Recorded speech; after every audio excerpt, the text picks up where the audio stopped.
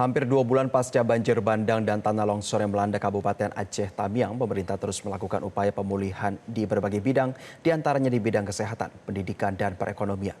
Untuk informasi selengkapnya, kami terhubung dengan jurnalis Metro TV Adinda Vinka di Kabupaten Aceh Tamiang. Vinka, selamat siang. Bagaimana update kondisi pemulihan di Aceh Tamiang? Ya, selamat siang Jose dan juga pemirsa. Sudah hampir memasuki 2 bulan pasca banjir bandang dan juga tanah longsor yang melanda wilayah Sumatera, khususnya di tempat saya berdiri saat ini, yaitu di wilayah Kabupaten Aceh Tamiang. Ini pemerintah terus berupaya melakukan pemulihan, khususnya di wilayah Kabupaten Aceh Tamiang ini.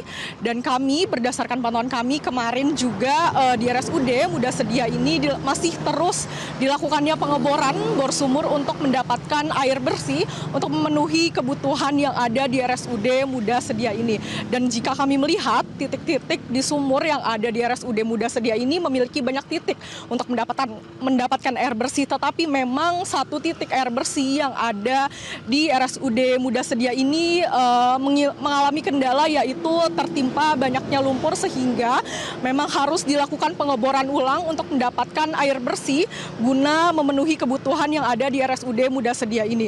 Dan juga berdasarkan pantauan kami, memang di RSUD Muda Sedia ini sudah kondisinya sudah hampir membaik, karena untuk material lumpur semuanya sekarang tidak terlalu banyak seperti yang kemarin. Dan juga TNI Polri, Kementerian PU dan juga BNPB sampai saat ini masih terus berupaya melakukan pengambilan material-material lumpur yang ada di jalanan, yang ada di dalam rumah sakit maupun yang ada di pekarangan rumah sakit. Dan juga untuk penggunaan fasilitas dan operasional di rumah sakit hingga saat ini masih terus berjalan, walaupun memang untuk fasilitas ini terbatas, tetapi untuk operasional di rumah sakit ini masih terus berjalan hingga saat ini.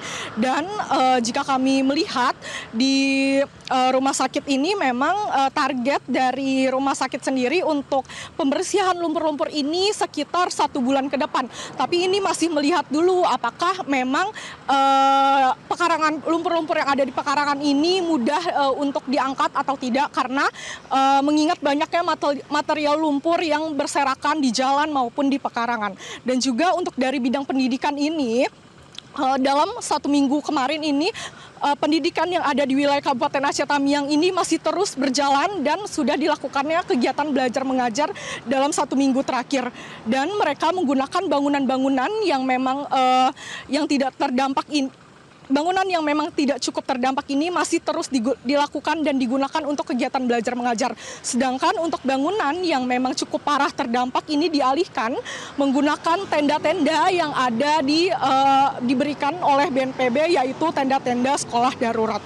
Dan untuk pasar, yaitu kegiatan ekonominya, kami memantau kegiatan di Pasar Pagi Kuala Simpang ini sudah terus dilakukan dengan adanya kegiatan jual beli dari pedagang maupun pembeli yang membeli banyak sayur mayur maupun bahan makanan pokok ini telah berlangsung di Pasar Pagi Kuala Simpang.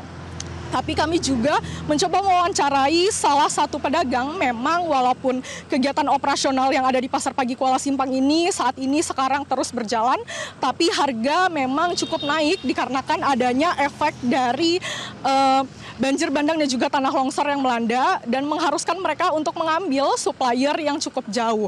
Dan kami juga mewawancarai salah satu pembeli. Memang mereka mengaku untuk harga bahan makanan ini tergolong cukup sedikit naik karena efek dari adanya bencana ini, dan mereka berharap dengan adanya bantuan pemerintah dan juga harga bahan makanan ini kembali seperti sedia kala harganya. Demikian Jose yang dapat saya laporkan.